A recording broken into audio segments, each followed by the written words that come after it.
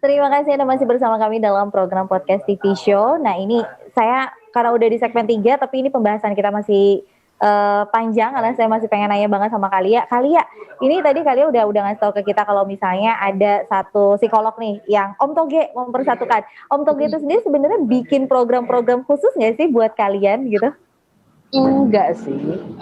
Biasanya program-program khusus itu diinisiasi oleh oleh kami ini yang belajar bareng sama Om Toge gitu. Banyak teman-teman yang belajar bareng sama Om Toge itu bikin kelas-kelas di masing-masing daerah ya. Kalau dulu tuh off air di masing-masing daerah gitu. Kalau Om Toge-nya sendiri sih kayak nggak sempet dan nggak pernah ya bikin kelas, menginisiasi kelas sendiri, justru kami yang bikinin gitu. Om bikin ini yuk, Om bikin itu yuk gitu, sesuai sama kebutuhan kami pada saat itu gitu. Tapi aku jadi penasaran, tadi dulu aku potong dulu. Gimana ceritanya sampai ketemu dengan si Om Toge ini? Gimana ceritanya? Kalau aku kebetulan aku dulu tinggal di Surabaya dan mengelola satu radio buat anak-anak namanya Kids Radio. Nah, Om Toge ini adalah salah satu tim psikolog yang banyak sekali bersinggungan dan membantu aku dan teman-teman Kids Radio itu untuk kegiatan-kegiatan yang ada di dalam radio itu sendiri, how to handle kids gitu. Jadi kan waktu itu kan kami masih kuliah, terus belajar bagaimana mengelola anak-anak, karena waktu itu emang penyiarnya anak-anak semua, mengelola anak-anak kecil, terus bagaimana kalau mereka itu harus melakukan ini dan itu belajarnya dari beberapa psikolog yang ada di Surabaya. Ada Bu Astrid dan ada Om Toge ini. Om Toge itu kebetulan satu tim lah sama Bu Astrid. Nah, jadi aku ketemu sama Om Toge di masa itu. Belum punya pacar, belum ada niatan menikah, masih bersenang-senang. Terus kayak masih oke, ada Om Toge yang bisa bantuin untuk urusan yang hubungannya sama keradioan pada masa itu. Terus singkat cerita aku pindah ke Jakarta. Pas pindah ke Jakarta, aku bikin acara bedah buku di salah satu radio di Jakarta. Nah, Om Toge ini baru selesai bikin buku tentang ilmu mengasuh dan mendidik anak gitu. Jadi aku membahaslah buku itu, meresensi buku itu di radioku gitu kan, di radio tempat aku bekerja. Jadi ketemu lagi sama Om Toge setelah sekian lama dan aku masih merasa belum butuh juga sih, maksudnya kayak ya udah Om Toge bikin buku gitu kan. Masih jauh nih, gue masih belum nikah, belum ngapa-ngapain, jadi oke gitu. Nah, suatu hari aku udah menikah, udah punya anak, terus sudah merasa gila nih kayaknya butuh seseorang yang bisa bantuin aku mengerti ilmu parenting itu harus seperti apa gitu. Seorang teman kemudian nge-tweet satu kalimat atau apa gitu.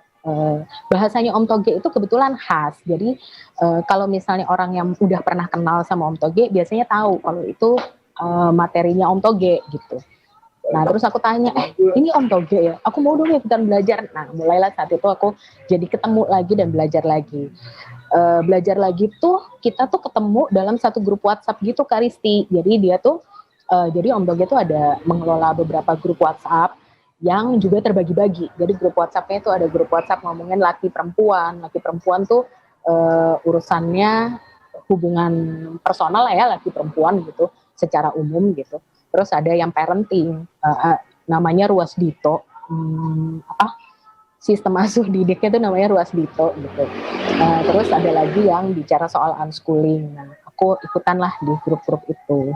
Kemudian dari situlah aku tahu bisa bikin kegiatan nih sama Om G. Makanya aku bikin kegiatan sama Om G beberapa kali bareng sama Kak Ero sama Kak Tevi itu tadi. Dan kebetulan karena kita merasa kayaknya kita butuh nih tempat untuk belajar bareng walaupun tanpa Om Toge. Gitu kan kasihan ya kalau misalnya pada saat di kelas kita ada yang belum paham tapi ada yang udah paham terus pengen mendiskusikan itu lebih lanjut, kayaknya kita butuh tempatnya, makanya buatlah Mama Pak ini. Oke, tapi aku jadi penasaran dong, biasanya pertanyaan-pertanyaan yang paling sering muncul nih di seputar parenting dulu deh. Mama-mama biasanya khawatir apa? Kalau yang pertanyaan-pertanyaan yang selalu ini kayaknya harus Om Toge nih, harus psikolog nih yang ngejawab nih. Seputar apa Kak biasanya Kak? Seputar menghadapi omongan orang. Kalau di kami ya, maksudnya gini, misalnya aku pengen anakku begini, tapi menurut orang lain, menurut mertua atau menurut orang tuaku harusnya anakku di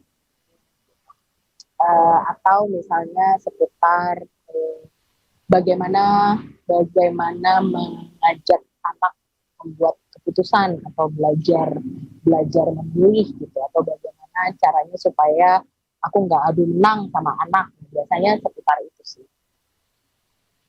Oke, jadi ternyata itu bukan keresahan aku pribadi ya, Cik. Sebenarnya iya, kayaknya semua pertanyaan bakal ngarah ke situ juga ya. Iya. Berarti kan dan biasanya aku jadi bingung, tadi kan dirimu bilang gitu. Sebenarnya Om Toge itu punya kekhasan sendiri gitu dalam menjawab sesuatu. Boleh nggak sih kasih tahu aku gitu, karena kebetulan aku juga belum kenal secara personal nih terhadap si Om Ge ini. Ya, kata-kata yang biasa dia ucapkan, mantra-mantra, kalau aku selalu bilang kayak gitu, mantra-mantra buat para ibu. Bukan mantra sih. Enggak, bukan mantra. Jadi lebih ke gini. Kenapa aku sama teman-teman itu suka belajar ilmu perilaku sama Om Toge? Karena itu ada rumusannya. Coba kasih tahu kita contoh kasus. Oke, kita akan aku itu ada rumusannya. Oke. Aku potong dulu kali ya. Kita contoh kasus ya. Iya. Contoh kasus tentang bagaimana cara menghadapi mertua yang pola asuhnya terhadap cucu dan kita terhadap anak itu berbeda. Silahkan Kak. Apa yang mau dimasalahin? Masalahinnya gimana caranya biar... Nah itu biasanya pertanyaan Om Ge ke aku dan ke teman-teman. Kalau misalnya aku ngomongnya soal itu, Om, ayah mertuaku atau ibu mertuaku gini gitu. Terus Om Ge pasti nanya, apa yang mau dimasalahin? Oke.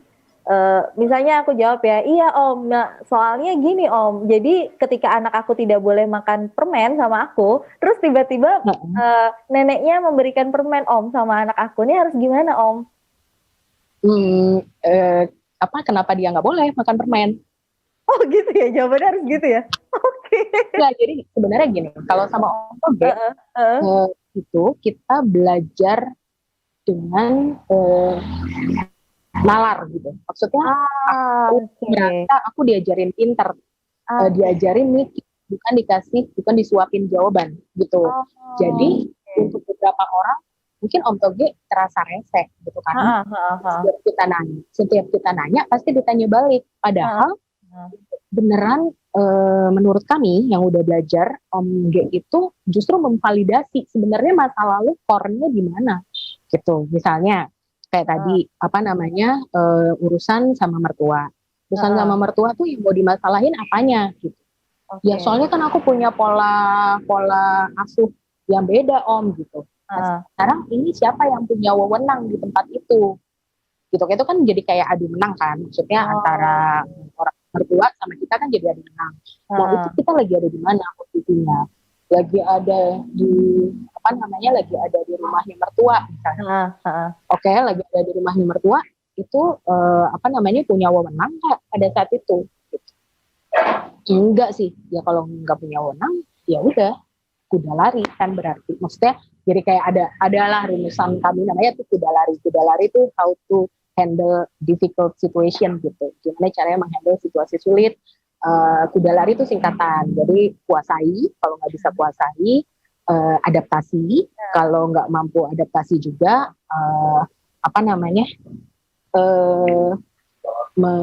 bukan melarikan sih. Kalau aku lupa, pokoknya pergi gitu ya. Pokoknya pergi. Kuda lari itu kayak gitu. Nah, kalau misalnya kita merasa kita nggak bisa pergi tapi juga nggak bisa kuasai, ya berarti yang perlu kita lakukan adalah adaptasi. Nah, balik lagi, ada rumusan lagi, gimana caranya supaya kita bisa adaptasi.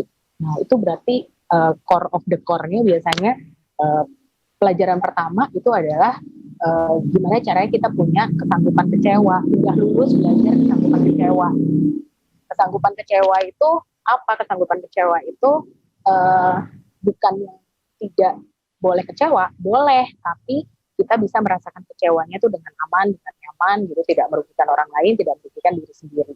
Dan ternyata aku yang segede gini tuh merasa kesanggupan kecewaku tuh juga masih amburadul gitu. Makanya aku masih suka adu menang sama orang tua, masih suka adu menang sama suami, misalnya sama mertua gitu. Karena ya itu tadi udah nggak punya wewenang, nggak bisa menguasai keadaan, tapi aku pengen menang gitu kan. Nah, padahal kan secara logikanya, kalau lo nggak bisa menguasai satu keadaan, ya bagaimana lo bisa menang gitu kan.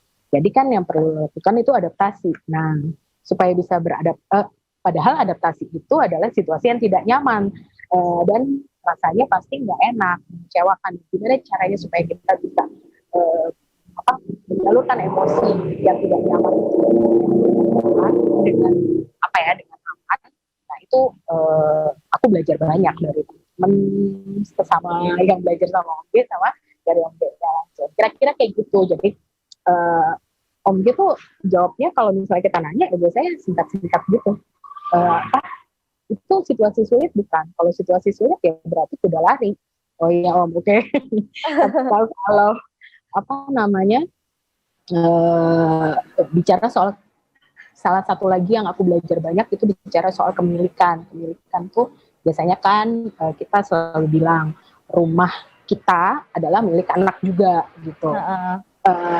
Tapi anak kita atur-atur di rumah, nggak boleh pegang ini, nggak boleh begini, ini harus begini, itu harus begini. Padahal kita bilang ke dia itu adalah milik dia gitu. Sementara kalau kita memiliki sesuatu, ya kan berarti kita punya hak penuh atas barang yang kita miliki itu dong, gitu. Nggak bisa diatur sama orang lain gitu. Jadi Om G itu ngajarin kemilikan itu sebaiknya seperti apa gitu supaya sama-sama enak gitu. Bagaimana caranya kita ngasih otoritas juga buat anak memiliki sesuatu supaya dia merasa bangga, merasa senang, gue punya kesempatan punya ini loh, gue bisa memiliki ini loh gitu. Jadi dia tahu gimana caranya kalau memiliki satu barang atau satu hal tertentu. Terus diajarin juga soal soal bagaimana memisahkan antara emosi dan strategi. Dulu setiap anak nangis, aku tuh selalu mikir harus didiemin, aku harus peduli gitu. Tapi ternyata kan nangis itu ada dua, ada yang emosi ada yang strategi.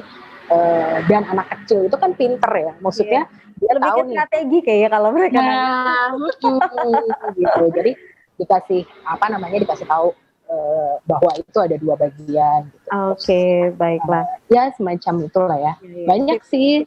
Sebenarnya secara teori. Tadi dulu Karya. Ini semakin kalian ngomong sebenarnya semakin aku tertarik banget buat gimana cara pakai aku harus jadi anggota itu Kak. Anggota Mama itu.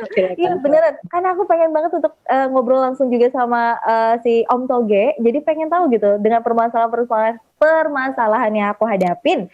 Kira-kira Om Toge akan ngejawab apa ya? Nanti kita bakalan ngobrol lagi Kak. Satu segmen lagi di segmen terakhir. Untuk itu jangan kemana-mana, tetap di podcast TV Show. TV Mama Dia Ngobrol Sering Tanpa Boring. Cuma di sini tempatnya.